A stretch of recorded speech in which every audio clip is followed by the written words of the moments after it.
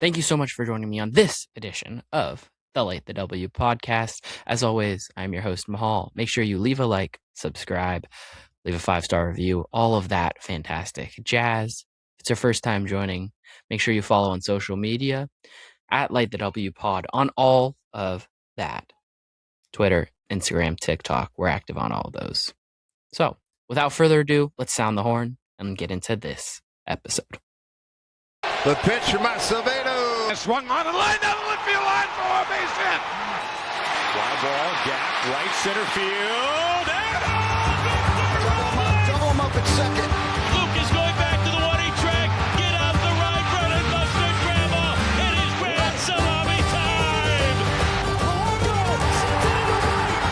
will send Seattle to the American League Championship Series for the first time in 24 years.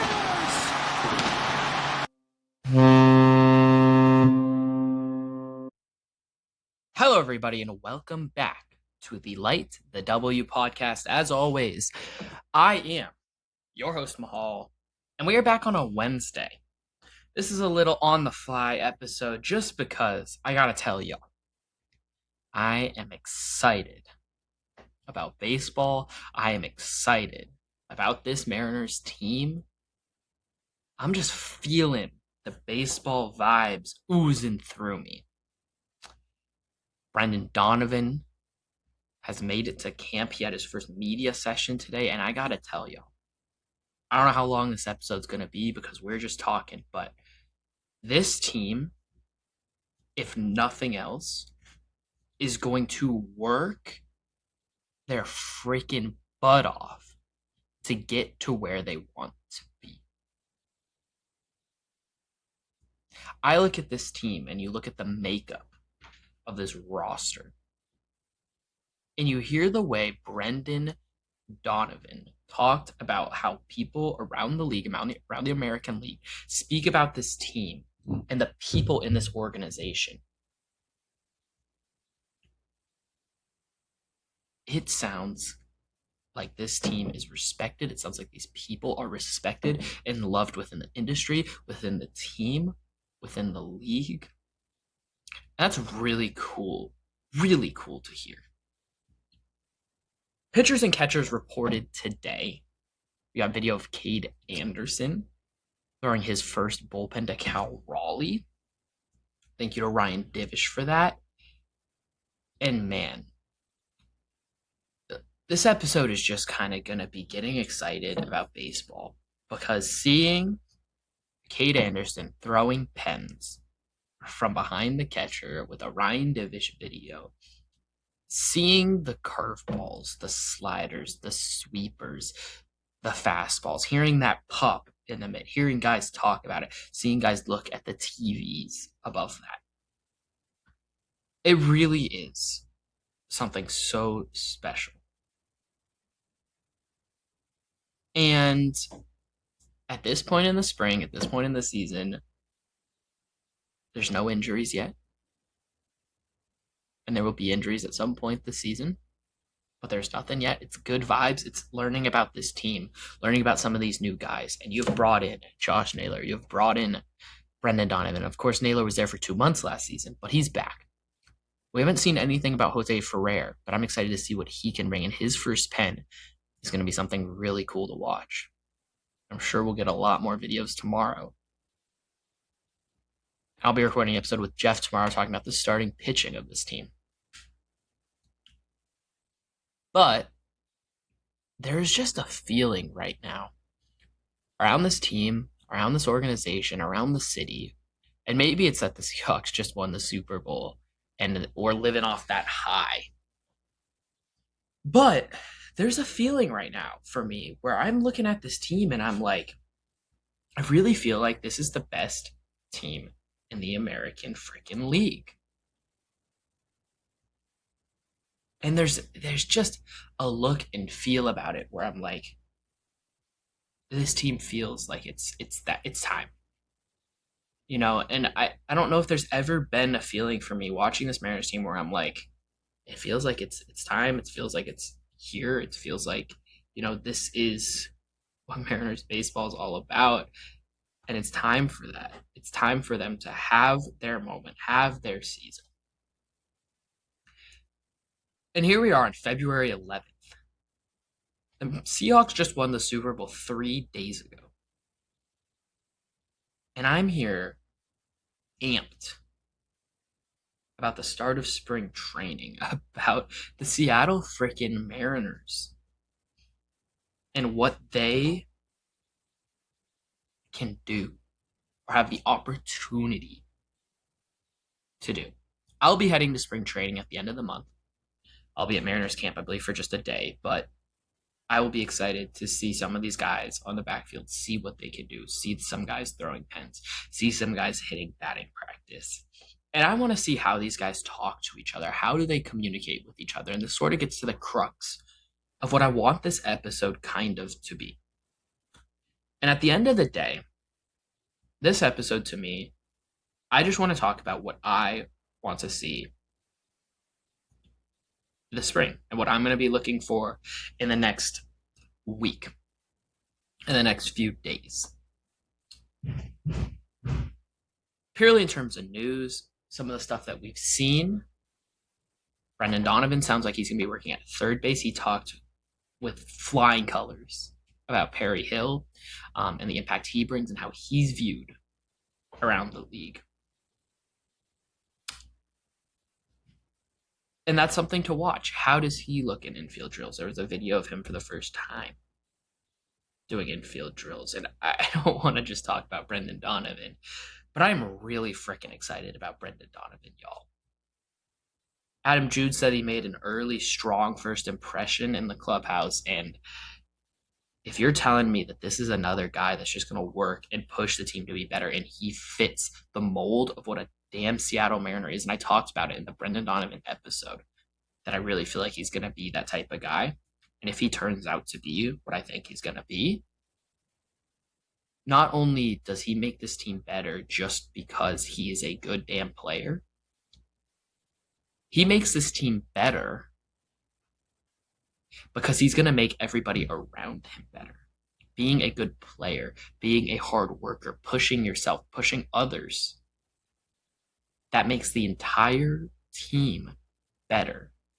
And having him in the spring, having him and Josh Naylor this spring, and I don't want to discount Josh Naylor. I'm starting with Donovan, but having both of those guys for the entire spring is going to be impactful. Whether you want to talk about it, whether you give a shit, any of that, it's going to be impactful. Josh Naylor last year made an impact on this clubhouse, made this team better, showed what it means to be a winning baseball player that works your butt off. He showed that in 2 months. Well, now you get a month and a half of training every day, of preseason work, just putting in work every single day, and getting the opportunity to say, oh, I see this little thing in your swing. I see this little thing when you're fielding a ground ball. I see this little thing when you're trying to steal a base, when you're moving, when you're getting a jump, when you're getting out of the batter's box. All of these little minute things. This is when you have the biggest and best opportunity to be able to see those things, to be able to watch your teammates take a ton of reps.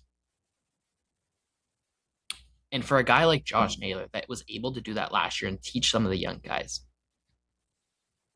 that's impactful. That's going to make a difference. And yes, he's not going to be there for part of the time because of the World Baseball Classic. But then that's going to give these guys opportunities to get reps that maybe they wouldn't otherwise get. And Brendan Donovan's going to be there the whole time. Brendan Donovan has similar makeup to Josh Naylor in that way, where he can see things, where he can push guys, where he knows and has high baseball IQ. He knows how to work, how to be the best version of yourself. In some ways, he's a vintage player, and he talked about that. And that's a positive thing.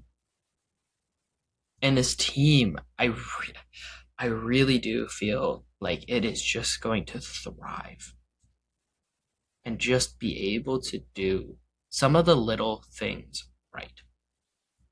And the Mariners have struggled to do some of the little things right early in seasons. They've gotten off to slow starts multiple years in a row. But how do you avoid that? How do you make sure that you're prepared and ready to go at the end of March when opening day rolls around? How do you make sure you're going to be ready to produce from day one and game one to game 162 through the end of October? That starts now. And this team is here ready. This team is ready to work. I'm going to listen to Dan Wilson's interview and media time after this, after I record this, because I want to see what he has to say. How is he going to grow as a manager? How is he going to take a step forward in his second year as manager? And the Seahawks just won with a second-year head coach and a longtime GM. How does he take a step forward? How does he better his team? How does the impact of acquisitions like Brendan Donovan, like Jose Ferrer, like a full season of Josh Naylor, how do those affect this team? How do those impact this team? How do you be able to pick up more wins in April, May, and June so that by the deadline, when that rolls around and you go on a streak like you've been able to do multiple years over the past 4 or 5 years, go on a streak late in the season in August or September. How do you set yourself up for when that streak rolls around? Instead of that streak getting you to 89, 90 wins, that streak getting you to 95 wins, getting you to 100 wins. How does this team put together its best season, best regular season since 01-02? How does that happen? How do you do that? And that starts now, and this team understands that. And when you watch videos in spring training, and when you look at reports, and when you hear reports, how do these guys talk about each other? How do they talk about the organization? How do they talk about how they work, how they do their preparation, how they've worked this offseason, what they're trying to do? And there's going to be one big storyline out of spring training that we just have no idea what it's going to be. 2 years ago, Dom Canzone was a huge storyline. 3 years ago, Bryce Miller, Brian Wu, big-time storylines. Last year, Emerson Hancock was a storyline that necessarily didn't come to fruition, but these storylines, they take place. You get to talk about them. You get to get excited. What's the storyline going to be this year? Who comes into camp a different guy than they were 4 months ago? Who took this offseason to better themselves as a player and work their absolute tail off to be ready to win the job? Is it Cole Young? Is it Colt Emerson? Did Ryan Bliss have a good offseason randomly? Luke Raley, Victor Robles. Did one of those guys? You've brought in Rob Refsnyder, another guy that is going to be a great clubhouse guy, and he just sort of gets swept under the rug of this offseason. But he's another guy that can make an impact on the field, in the clubhouse with his baseball IQ. I think very clearly this offseason, you can see the type of guy, the type of player, the type of person that this front office sees as the fit, as the glue, as this guy's a Mariner. You can see the profile. It's a hitter. It is a worker. It is a good guy. It is a clubhouse guy. It is not Framber Valdez with some toxicity. It's someone that is going to make a difference on the field and off the field and better themselves as well as everybody else around them and in the clubhouse. That's what it means to be a Mariner. That's what it takes to be a gritty Pacific Northwest team and make a difference and make yourselves better and make you the team to beat in the entire American League. And maybe you're not going to ever be the team to beat in the entire league because you are in a league with the 2026, 2025, 2024 Los Angeles Dodgers. But that's beside the point. How can you go win an American League pennant for the very first time in your franchise's history? What does it take to do that? It takes work starting now. I'm going to be very intent to read articles in the Seattle Times on MLB.com from Daniel Kramer. See what we can get, all that type of stuff. How can you look and see what's going on in spring training and how can you react? And I'll do an episode on storylines and things I'm watching probably next Tuesday. That's my plan. And we'll be able to do that with news that comes out this weekend, with news that comes out Monday. And soon enough, we'll be getting into 3-episode weeks every single week. That might start, if not the week of opening day, that'll start a week or two before. Maybe we'll be able to talk about some WBC stuff like that. It'll just kind of depend on the influx of news that comes through. And as of right now, of course, this is a 3-episode week. This one's short. This one's just kind of a yap and an excitement. And this team, I think, could be going places sort of episode. And tomorrow I'll be talking a fully prepped episode with Jeff. We're going to be talking about starting pitching. We have a nice little plan for that. So if you're listening to this, if you made it this far, I'm sure you enjoyed it. And tomorrow's episode should be really, really entertaining. It should be out by noon or 1 at the very latest. So make sure you go give that a listen when that's out. That'll be episode 121 of the show. And we're talking about the strength of this team. Starting pitching is the foundation of this team. And at the end of the day, the more I dig into this team, the more I dig into what can these starting pitchers do? How can they build off their 2025 season? How can they get back to, for some of them, their 2024 form? How can they be their best selves? The more I get into that, the more I'm like, these guys are freaking workhorses. They add new pitches. They reshape pitches. They change their grips. They do new things every single offseason.